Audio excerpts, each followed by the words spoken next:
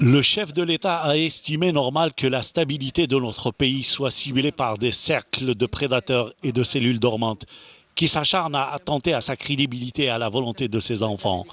Les manœuvres politiciennes que nous observons à l'approche de chaque échéance cruciale pour le peuple algérien est la preuve tangible de ses intentions inavouées qui s'éclipsent dès que notre valeureux peuple leur tourne le dos, a-t-il ajouté,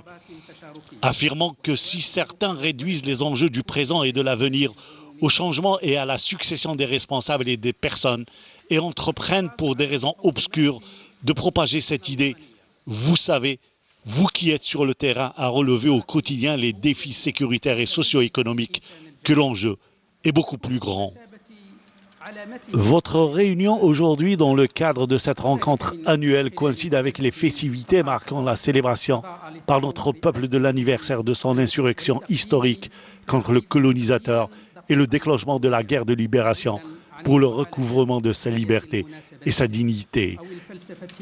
Une guerre à laquelle nous avons eu l'honneur de participer aux côtés de valeureux et vaillants frères, dont certains sont morts en martyrs et d'autres ont poursuivi l'œuvre de libération jusqu'à son aboutissement et contribué par la suite à l'édification et à la construction.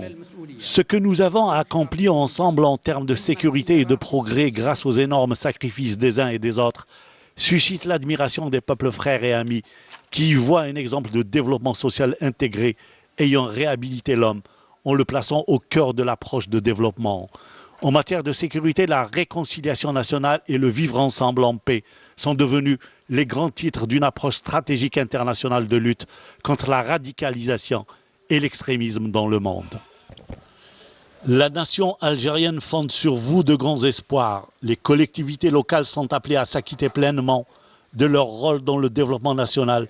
et j'ai donné des instructions claires pour le renforcement de la décentralisation, la promotion du service public et pour vous permettre d'assumer pleinement vos responsabilités en matière de gestion des affaires publiques locales. J'attends de chacune et de chacun de vous de sortir par votre sérieux et votre persévérance du cadre routinier et monotone de votre travail de mise en œuvre de programmes publics et de politiques développées et décidées au niveau central et d'adopter un nouveau mode de gouvernance basé sur l'initiative, l'anticipation, la gestion par objectif et l'approche par résultat.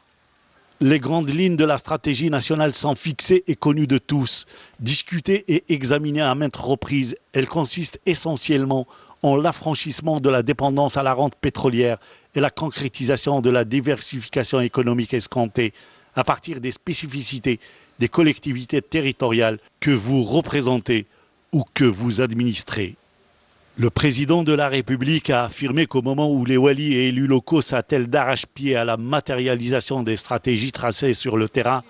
nous constatons la propagation dans la société de fléaux représentés par des parasites handicapants pour vous et s'abordant vos efforts à des fins malveillantes et qui s'appliquent sans vergogne aucune à imposer des pratiques répréhensibles et condamnables par la loi et la morale, à l'image de la corruption, le clientélisme et la bureaucratie. Des pratiques face auxquelles il faut rester intransigeant et que chacun de vous doit combattre de toutes ses forces et par tous les moyens de dissuasion. Et soyez assurés de tout mon soutien, a soutenu le président de la République, Abdelaziz Bouteflika.